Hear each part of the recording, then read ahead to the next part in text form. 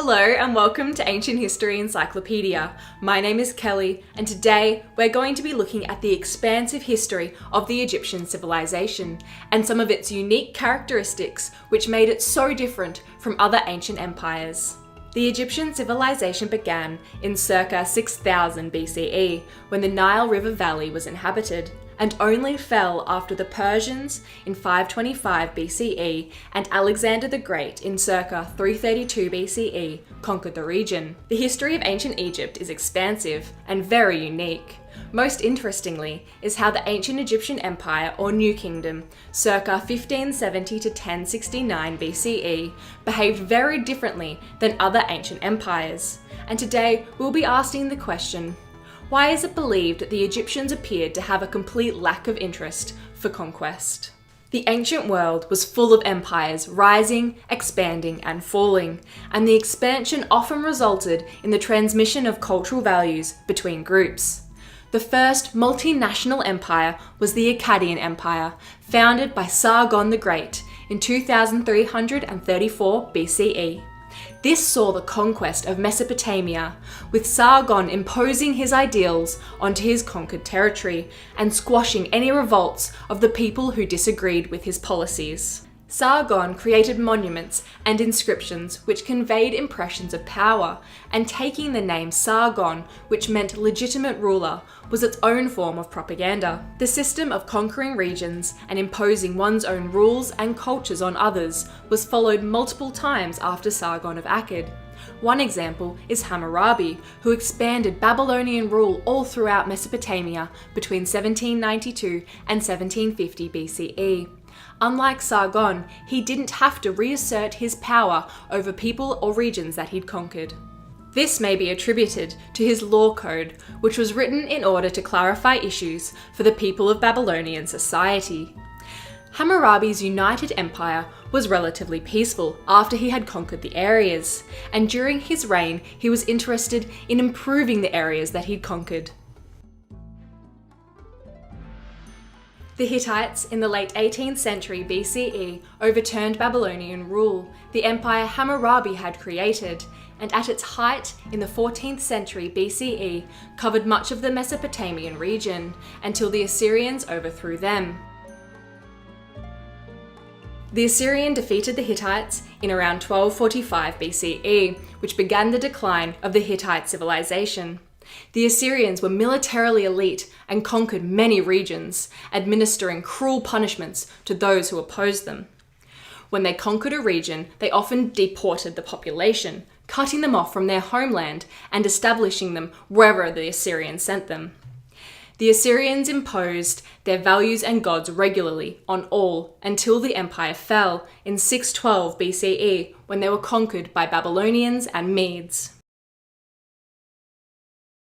The Persians followed the same model of empire, being between 550 and 330 BCE, which was the Achaemenid Empire. Darius, one of the kings of the Achaemenid Empire, established a common currency and applied the same administrative system as Assyria, but on a larger scale. When Babylon rebelled against Darius's son Xerxes, he sacked the city, destroyed the temple, and melted down their solid gold statue of Marduk, ending Babylonian greatness. An even more ruthless example of an empire of conquest would be that of the Romans, who, between 149 and 146 BCE, were fighting the Third Punic War against the city of Carthage. The Romans defeated Carthage, sacked the city, and razed it to the ground, and this was not the first time they had followed this policy. More often though, Rome embraced the cultures of those they conquered and would incorporate facets that they liked into their own. Looking to India, King Ashoka ruled efficiently yet cruelly. In around 261 BCE, Ashoka led a campaign against a feudal state named Kalinga, and it is now known as one of the bloodiest and most brutal in history. After the war, Ashoka issued an edict expressing his regret over the suffering inflicted at Kalinga, renounced the war, and converted to Buddhism. After his conversion, Ashoka ruled peacefully and focused more on building up his empire with public works, rather than expanding it. All of these different civilizations believed they had the superior culture and relationship with the gods over the people they conquered. And although the Egyptians believed the same thing about themselves, they expressed no desire to extend themselves much beyond their borders. The period of the Egyptian Empire, or New Kingdom, spanned from circa 1570 to 1069 BCE, and is just a small facet in the long history of the Egyptian civilization. The Egyptians were very proud and held a high view of themselves, just as other empires did of themselves, and believed Egypt the most perfect place, with the highest culture and the best relationship with the gods.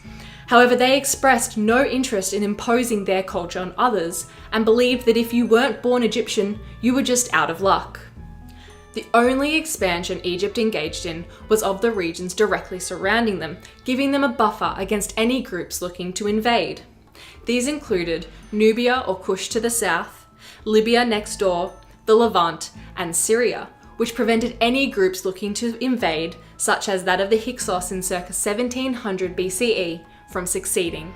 The Egyptian economic system consisted of the government collecting grain and food and redistributing it to the population, along with laws guarding against the wealthy and strong citizens taking advantage of the poor or weaker ones. They had outstanding architecture and technology, the best ships, and the greatest standing army to that day. However, they did not expand or invade any more than they needed to ensure their safety. The Egyptians and their relationship with other cultures was purely trade-oriented, and unlike most other trade relationships, the cross-cultural transmission was only one-sided. Egypt had extensive trade networks with places such as the Levant, Punt or modern-day Somalia, Eastern Anatolia, and Crete. And Egyptian culture in these areas was admired and adopted, but Egypt did not take on any facets of the cultures they were trading with. The Egyptian culture, including their fascinating religious beliefs and rituals, went greatly unaltered between the Old Kingdom and the New Period, and overall resisted change. Even though they got the composite bow and the chariot from the Hyksos and iron technology from the Hittites, which were paramount to the height of power that was attained in the New Kingdom. With all this, why do you think they were still so uninterested in conquest? The Egyptian culture remained completely intact between circa 6000 BCE up until the Persians arrived in the region in 525 BCE, and even then they stayed relatively intact until Alexander the Great showed up in around 332 BCE. This is very unique in comparison to all the empires that rose and fell during Egypt's expansive history. The Egyptians may not have been interested in conquest because they simply didn't believe that the cultures were worth it.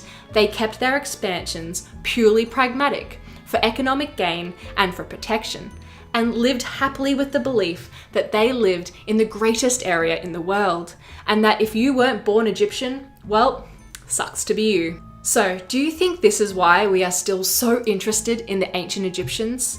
Because it changed so little? Have a think about your own government system. Do you think it's like the Egyptians? Or are you leaning more towards a Roman, Hammurabi, Ashoka type of government? Let us know down in the comments below. This video was brought to you by Ancient History Encyclopedia. For more great articles and interactive content, head to our website via the link below. Ancient History Encyclopedia is a not-for-profit organisation. If you'd like to support our work, hit the support button on the screen or via the link below. If you like this video, give it a like and subscribe for more videos. Thank you so much for watching, and we'll see you soon.